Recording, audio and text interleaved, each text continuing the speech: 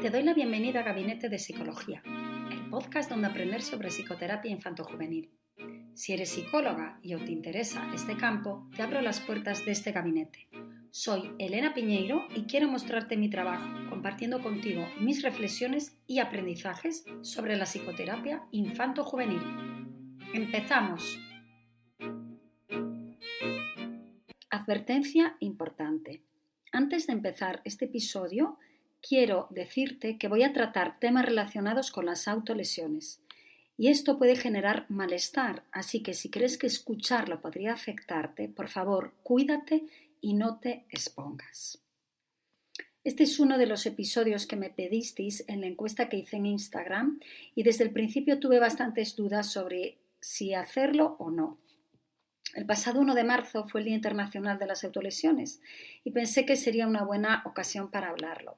Lo tenía medio preparado, lo iba a poner y después me eché atrás porque quería encontrar la forma de hacerlo en el que pudiera hablarlo desde un lugar muy cuidadoso. Es un tema que entrevé mucho sufrimiento, del que yo no me considero experta.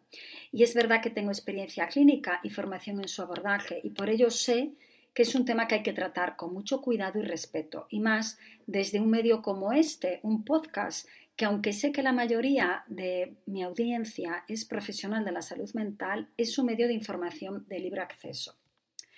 Así que me he documentado mucho, hay mucha información extra que os dejaré en las notas del podcast y hay mucha información también, como por ejemplo las formas de autolesión que he omitido y no voy a hablar de eso.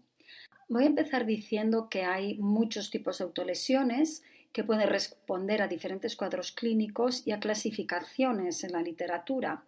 Pero en este espacio de hoy yo me voy a centrar en las llamadas autolesiones no suicidas, que tienen unas siglas que son la ANS y son aquellas, según la definición de la Sociedad Internacional para el Estudio de la Autolesión, que suponen un daño al tejido corporal que se hace de forma deliberada, sin intención suicida y para fines no sancionados social o culturalmente, como por ejemplo para rituales, tatuajes, etc. Este tipo de autolesiones son las que con más frecuencia nos vamos a encontrar, ¿no?, en la clínica privada y con personas adolescentes. Por eso he elegido centrarme en las ANS, autolesiones no suicidas. El conocimiento sobre la autolesión ha crecido mucho en los últimos años, enriqueciendo el conocimiento y a la vez haciendo más complejo su estudio y comprensión. Hasta los años 80 se asociaba la autolesión a quien tenía un trastorno mental muy incapacitante y lo asociaban con situaciones de trauma muy complejo, de trauma muy grave como el abuso sexual infantil, por ejemplo. Sin embargo, en los años 90 empieza a constatarse la presencia de autolesiones no suicidas en pacientes funcionales y muchas de estas personas, de estos pacientes, eran jóvenes que tenían un inicio a la autolesión temprano. Estas personas no tenían intención de causarse la muerte. Si bien el pensamiento suicida puede estar presente cuando alguien se autolesiona, la conducta en sí no tiene intención de causar la muerte. Incluso hay personas que refieren usarla para manejar la angustia relacionada con los pensamientos de tipo suicida. Y es a partir de aquí que se comienza a estudiar la autolesión no suicida y se comienza a estudiar en profundidad. Actualmente, las autolesiones no suicidas tienen su propio código como síntoma en la última versión del DSM-5-TR.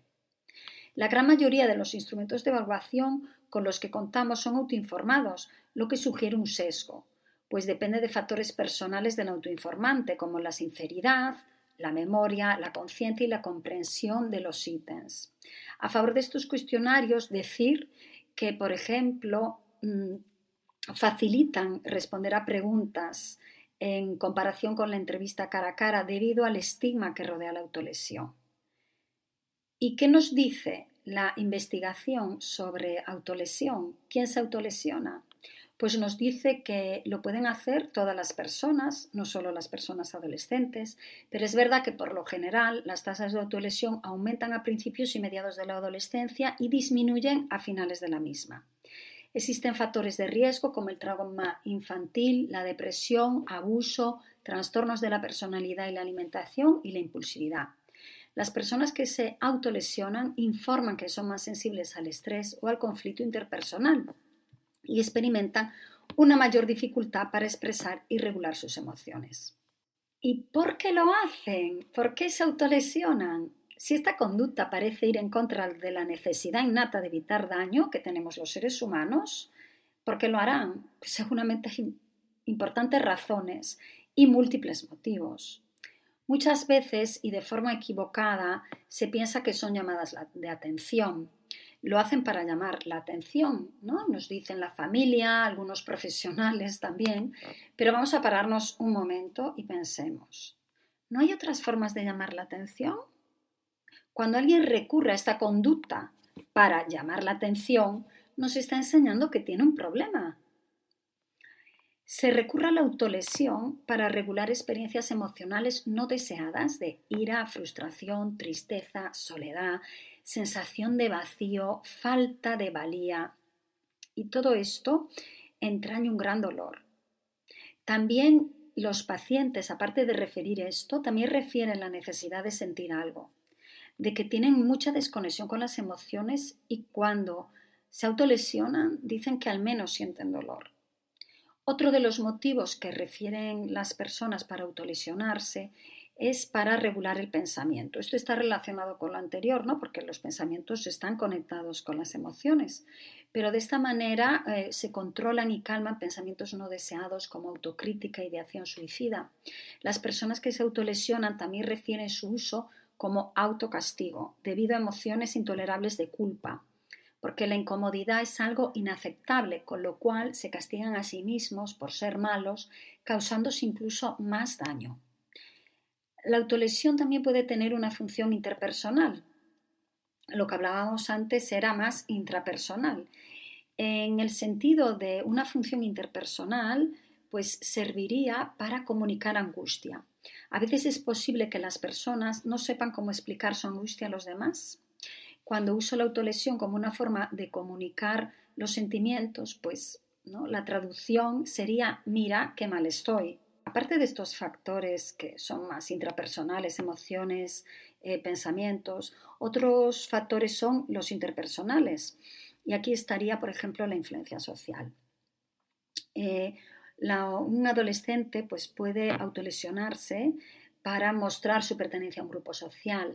En la era de las redes sociales podemos ver a jóvenes que hablan y muestran sus autolesiones, sus experiencias con estas, y esto en un periodo de vulnerabilidad como la adolescencia podría ser un factor de riesgo. Las autolesiones también pueden tener una base disociativa y están asociadas a un gran conflicto interno. Y esto, claro, explica que algunas veces estas conductas no se recuerden o que los pacientes nos refieran, sentía que no era yo. La autolesión se puede, y de hecho ocurre, que se convierte en un hábito. La respuesta es automática y adictiva y muchas personas van a informar que después de realizar esa conducta tienen una sensación parecida a la calma o tal vez de calma, nos pueden decir, y distracción de su dolor interno, o también nos pueden decir que, bueno, que por fin sienten, ¿no? Esto puede ser también debido a las endorfinas que se generan y que explican que la autolesión se convierte en algo muy adictivo, difícil de parar, que se da de forma automática y por ello es como muy importante actuar de forma temprana y también prevenir. ¿Cómo intervenir con la autolesión no suicida? Vamos a tener que explorar los orígenes de la autolesión, la historia de la misma con la persona. ¿Cuándo fue la primera vez? ¿Qué estaba ocurriendo en tu vida? ¿Cómo te sentiste después? ¿Quién lo supo? ¿Cómo reaccionaron a saberlo? Explorar los motivos que cuando son un hábito y están automatizados, pues las adolescentes van a tener dificultad para identificar los disparadores, emociones y pensamientos. Entonces, en esto vamos a tener que ser de ayuda y una ayuda bastante activa, porque debemos ayudar a identificar qué ocurrió justo antes de la conducta, explorar con detalle el estado emocional relacionado con la misma. Esta información nos va a dar claves para intervenir. Podemos preguntar de qué manera te ayuda la autolesión, qué podría ocurrir si no te autolesionas, qué hubieses necesitado en aquel momento y así ir trabajando herramientas y alternativas de regulación emocional. Es fundamental también ayudar a ver el ciclo de la autolesión, como si bien al principio genera alivio, distracción, pues después ver cómo viene culpa, vergüenza, lo cual genera mayor malestar, menor regulación y vuelta a acudir a esa solución no deseada que es la autolesión y cómo se mantiene el problema a través de este ciclo. Algo importante que yo también me he preguntado es cómo discernir una autolesión no suicida de otras que sí lo sean.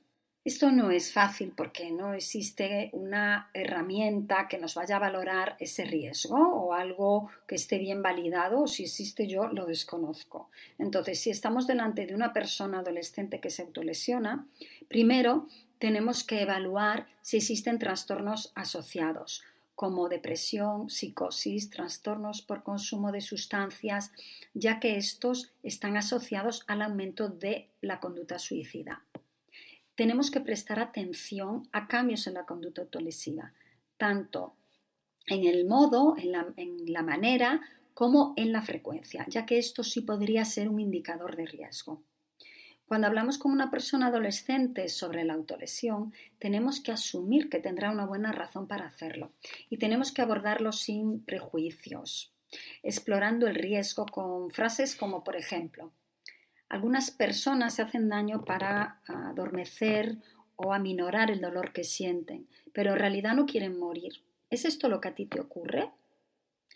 A veces los adolescentes tienen problemas con la expresión verbal, así que les resulta más sencillo este tipo de preguntas que además agradecen y se suelen abrir. Otras preguntas para valorar el riesgo podrían ser si habían estado planeando hacerse daño durante algún tiempo o si fue un acto impulsivo. Y tal vez hubo algo que salió mal recientemente, tal vez con la familia o la escuela o con amigos, y entonces podemos explorar. También tenemos que tratar de valorar cuánto es capaz de proyectarse la persona adolescente hacia el futuro de una manera significativa o si ha perdido la esperanza de hacerlo. Por supuesto, también hay que trabajar con la familia, porque las familias no saben qué hacer ante este tipo de situaciones y desde la buena intención no saben leer más allá de la conducta y hacen cosas que tal vez empeoren el problema. Así que tenemos que ayudarles a comprender para que puedan acompañar. Hay que involucrar a los padres y a las madres para que formen parte de la solución, porque muchas veces, como ya dije, pues van a actuar como disparadores. Ayudar a las familias con las emociones expresadas, explorar cómo se comunican, si hay ausencia de comunicación o por el contrario desregulación, si hay roles invertidos dentro de la familia, todas estas variables las tenemos que contemplar para ayudar a una posible reestructuración. Y hay algo que quiero señalar con respecto a la confidencialidad en este tipo de situaciones, porque hay que pactar con la persona adolescente que si vemos que está en riesgo su seguridad, tenemos que comunicarlo y le podemos preguntar cómo prefiere que lo hagamos.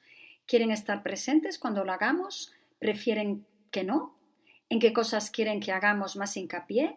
¿Qué cosas prefieren que no pongamos tanto énfasis? Es decir, la clave para mí en estos casos es involucrarlos en la historia, hacer que tengan cierto control cuando hagamos una revelación a la familia. Cuando hablo con las familias, yo siempre voy a tratar de poner énfasis en lo bueno que es la posibilidad que tenemos de estar reunidos hablando sobre ello. Y a continuación, doy una explicación sobre los motivos de la autolesión y cómo hay que manejarla. Normalmente las familias agradecen muchísimo esta sinceridad. Suelen comprender con ejemplos concretos o poniéndole ejemplos de otras conductas, porque al final la autolesión es otra conducta, ¿no? Una conducta más. Entonces podemos poner conductas que ellos puedan entender mejor, como conductas autodestructivas de otro tipo, como una adicción a sustancias, pues a veces la comprenden mejor que una autolesión. Y podemos ir poniéndole ejemplos, ¿no? Y se muestran más comprensivos, parece como que pueden llegar a entender, ¿no? Por qué su hijo o su hija se autolesiona. Otra cosa que tenemos que evaluar con las familias es el tema de los hábitos de cuidado de los adolescentes. Es decir, ayudarles a qué pasa con esas heridas, cómo se las cuidan, cómo se cuidan en otras esferas de su vida, cómo son los patrones de autocuidado en casa. Esto me parece importante explorarlo. Y también fíjate que preparando el podcast encontré, ¿no?, un estudio que relacionaba la falta de sueño con conductas autolesivas. Es un estudio noruego y parece que hay una asociación significativa de falta de sueño en personas adolescentes con autolesión. Así que también tenemos que poder sugerir intervenciones en todo este ámbito del autocuidado.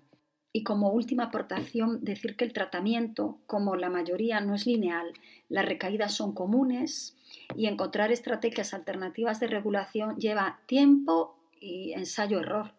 Esto tenemos que poder comunicarlo y saberlo para nosotras mismas, para que podamos regularnos y poder tratar esta dificultad eficazmente. Bien, espero que el episodio de hoy te haya aportado. Espero haber sido lo suficientemente cuidadosa en el trato de este tema. Estoy abierta a comentarios, aportaciones y recuerda que tienes mucha información complementaria en la cajita de información del podcast. Si te ha gustado este episodio, te agradezco muchísimo que me hagas una valoración, que me pongas tus 5 estrellas en Spotify y una valoración por escrito en iTunes si lo escuchas desde ahí. Un abrazo y hasta la próxima semana.